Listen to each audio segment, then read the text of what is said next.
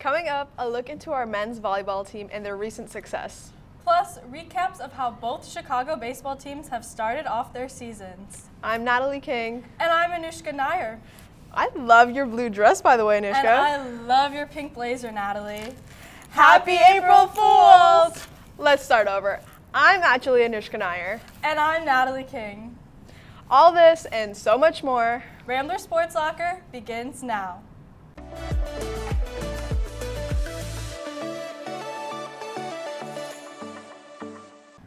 So Anoushka, did you fall for any April Fool's Day jokes this year? Yeah, unfortunately I did. My friends told me that Lollapalooza tickets were on sale for $20, and so obviously I rushed to the website because who wouldn't? It was sadly not true and I was devastated. You know what? I would have fallen for that too. Fortunately, I stayed safe from April Fool's Day jokes this year. Some of us are just too gullible, I guess. Now I'll hand it over to Vanessa for the Rambler Rundown.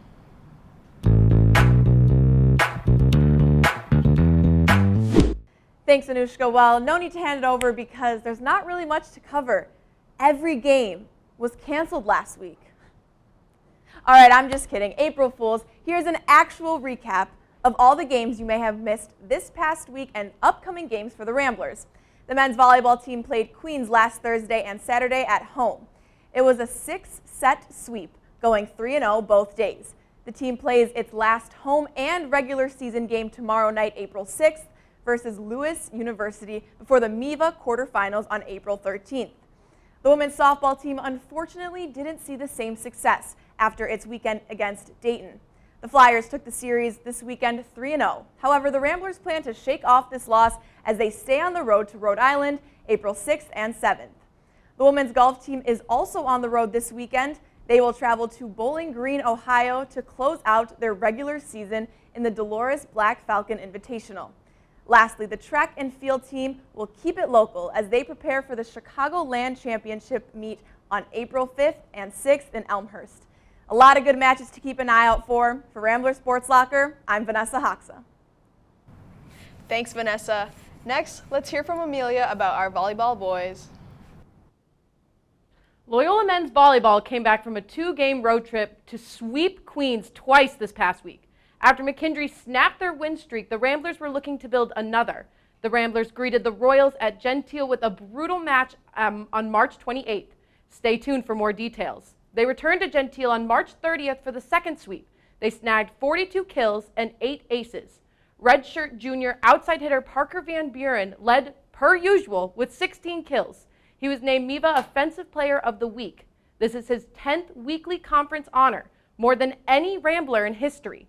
Hopefully the Ramblers can carry this momentum to the conference tournament beginning on April 14th.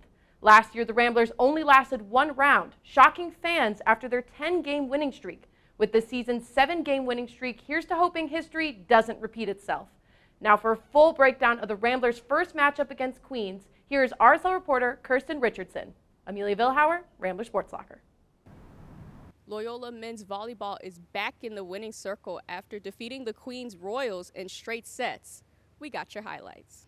Earlier last week, the Ramblers' winning streak of 7 was snapped when they faced McKendree, so the need to win was important for them going into this game. 6'9" guys sitting on a bus, for 6 hours and not in their own bed, and they're trying to study, and there's all kinds of factors that go into those kind of losses. But tonight we rebounded, we adapted, we had a short memory, and we learned from what happened that night. And I just feel like we served a little bit tougher. They were off to a hot start, forcing Queens to score below 20 points in the first and second set. Queens started to wake up in the third set and began to add pressure to the Ramblers. But in the end, they pulled through 25-13, 25-17, and 25-21, guiding themselves back to the winning circle. Parker Van Buren and Daniel Fabrikovic led the team with 13 kills each. The last game for the Ramblers will be on April 6th at 2 p.m. here in Gentile Arena. They'll be facing the Lewis Flyers. For Rambler Sports Locker, I'm Kirsten Richardson. Thanks, Kirsten. It's finally April, and that means we've got White Sox baseball. And they certainly haven't seen the same success as our volleyball team. Coming off the team's worst season since 1970 expectations were low for Chicago's South Side team. And when no one believed in them, the White Sox have proved the doubters correct in the early going of the 2024 season. At the moment, the White Sox sit last in the AL Central with a record of 1-4. After getting swept by the rival Tigers in the opening series, the White Sox split the first two against the Braves. At the moment, the White Sox sit dead last in the American League with a team batting average of .181 with a slugging percentage that ranks 13th in the league. The pitching has also struggled, as the White Sox team ERA of 4.2 is 11th in the league. It hasn't been all bad news for the White Sox, however. Young phenom Luis Robert Jr. has clubbed a pair of home runs, and starter-turned-reliever Michael Kopech has looked sharp in his new role. The most encouraging development, however, has been the emergence of Garrett Crochet. Coming off of Tommy John surgery, which caused him to miss all of the 2022 season, Garrett Crochet made his first professional start on opening day. Facing a young Tigers lineup, Crochet dominated, striking out 8 in 6 innings, only allowing 1 run. Facing a stacked Braves lineup his next time out, Crochet tossed a career-high 7 innings, allowing only a single run again.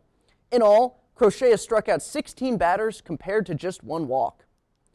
While it does not appear to be the White Sox's year to make a playoff run, if the team's young talent plays hard and outperforms expectations, it would give hope for brighter days for White Sox fans. For Rambler Sports Locker, I'm Oliver Allen. Thanks, Oliver. Hopefully the Sox will be on a roll soon. Yep, the temperature's warming up, which means it's almost time for sunny days at the stadium. So I, for one, cannot wait. Cracker Jack, hot dogs, and ball games. What's not to love?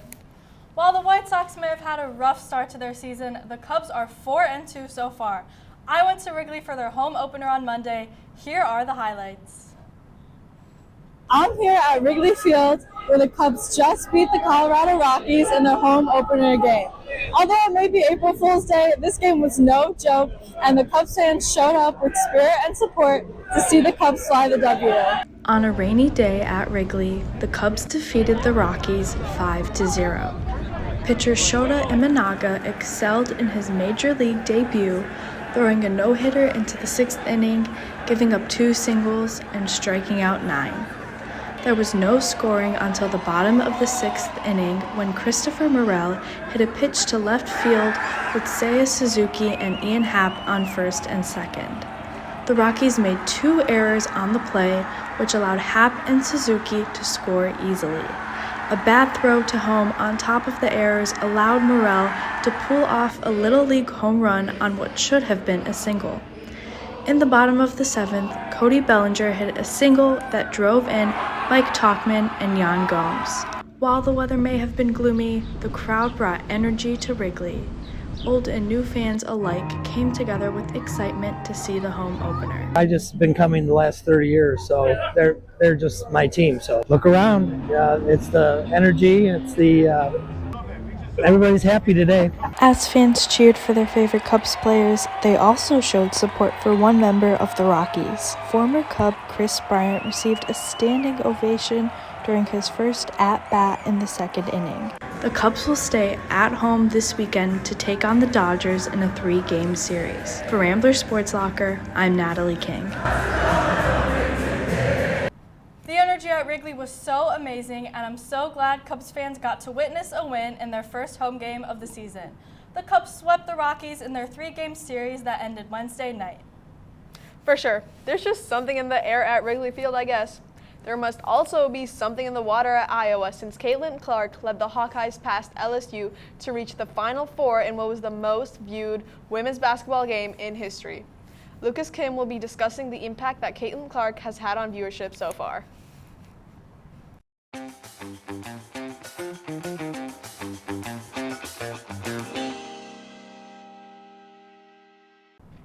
Hello everyone, and welcome to another edition of The Ramble. I'm your host, Lucas Kihmm, here with Kirsten Richardson and William Bazzone. It's no April Fool's joke here that more and more people are tuning into women's athletics, specifically college basketball. Hello everyone, and welcome to another edition of The Ramble. I'm your host, Lucas Kihmm, here with Kirsten Richardson and William Bazzone. It's no April Fool's joke here that more and more people are tuning into women's athletics, specifically college basketball. According to ESPN, the Iowa versus LSU rematch from last year's March Madness tournament on Monday night had a record 12.3 million viewers, making it the most watched women's college basketball game in history. Caitlin Clark and Iowa got their revenge against Angel Reese and the LSU Tigers from last year's championship loss, beating them 94-87. This number of viewers for women's basketball is phenomenal. But today's question is, how has someone like Caitlin Clark and Angel Reese been able to boost viewership for women's sports so much? Kirsten, let's start with you. Well, first off, I just want to say this is a big moment. I am so ecstatic to see women's sports, especially women's college basketball, getting the coverage that they deserve. I think what makes a lot of people want to tune into these games is a lot of these girls have a lot of big personalities, and they have the great stats to kind of prove who they are. So Angel Reese, Caitlin Clark being the main Absolutely. people. And I feel like that could be such a talking point for a lot of people. Like, I will go on social media like Twitter or X in this case and Instagram, and everyone will talk about these girls' personalities and what they can bring to the table for everyone to be intrigued on. And I hope that can translate into the WNBA for some of these girls. Absolutely. William, what do you think on this? Well, look, I know I'm wearing a backwards suit, so you guys might not want to take my opinion seriously, but this is just really my 2 cents. Kirsten, I think your point is interesting about these larger-than-life personalities, but it's really only being focused on the bigger leagues, right? Obviously, Caitlin Clark and Iowa are in the Big Ten. You know, Angel Reese and LSU, they're in the SEC. That's where women's sports are heavily funded and heavily invested in. I think it's a big problem across the board that, you know, I feel like we still have so much further to go, right? I mean, look at the March Madness tournament in Portland, right? Last week it was Texas and NC State. They had to play a game with the 3-point lines, 1 foot of a difference between each other. That's crazy. Like, you would think, like, for as many great personalities as the game is created as of now, you would think they would want to, like, make sure the game is being played the right way. Like, if it was a men's game, I think that the situation would have been completely different. They would have postponed the game. They would have been like, you know, we're not playing this game until this is fixed. But the women were like, yeah, you know, we'll agree to do that. I think the same thing can be said for the Atlantic 10. There are so many great players in this league, so many talented teams, right? But when you put the men's basketball team in Brooklyn for the conference championship, and then you put the women's basketball tournament at an AAU facility in Richmond that just opened, it's like, what does that really say about the sport? I think it's, like I said, awesome that the league has just, you know, all these leagues have made strides, but I still think we have a long way to go. Absolutely. For as much viewership as it's brought I to the think game. so. And like we just saw, I think it just came out that Caitlin Clark and Angel Reese both declared for the NBA draft. Right.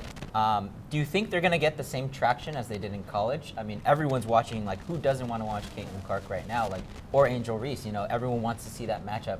Do you think if they get drafted onto separate teams, do you think we're going to see something similar as in an increase of viewership for WNBA? Yeah, absolutely. I think that rivalry from college will then proceed into the pros and kind of create more fun storylines around the WNBA so that women's sports are already being more watched. Like, for example, like the New York Liberty, right? Like, they're a huge team now in New York City. They're a huge player in the league.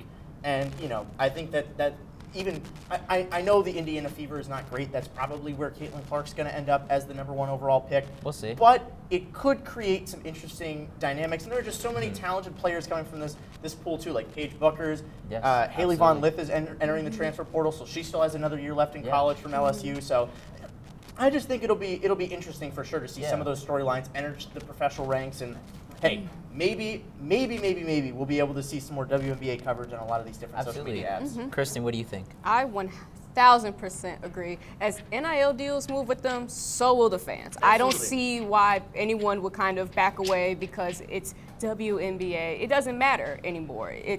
You have to watch the league for the players. If you are intrigued and interested in what Caitlin Clark's next level is skill-wise, you should go watch the WNBA.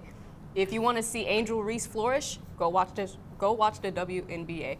There's a lot of potential, but not only with these girls, but the WNBA as a whole. And as people are watching the WNBA for those two powerful ladies, everyone's going to start to learn the WNBA history. So Absolutely. I don't see a problem with the viewership being translated from college basketball into WNBA. Absolutely. Well, It looks like women's basketball might be on the upwards trend for the next few years, especially with, like we said, Caitlin Clark and Angel Reese declaring for the 2024 WNBA draft. So it's going to be exciting. Thank you for tuning in, and we'll see you next time. Thanks, everyone. Caitlin Clark will certainly have a lasting impact on coverage of women's sports. Yep, considering how many fans she has had and the fact that huge celebrities such as Travis Scott, Jason Sudeikis, and Jake from State Farm have all come out to watch her play. I'm sure this is just the beginning of Caitlin's outstanding career, and I can't wait to see what else she has in store. On that positive note, that wraps up this foolish episode of Rambler Sports Locker. To stay up to date on all things Rambler Sports, be sure to follow us on X, TikTok, and Instagram at Loyola RSL, and subscribe to our YouTube channel. From all of us here at Rambler Sports Locker, I'm Natalie Kihmm. And I'm Anoushka Nair. We'll see you next week, and please forget to turn off the lights.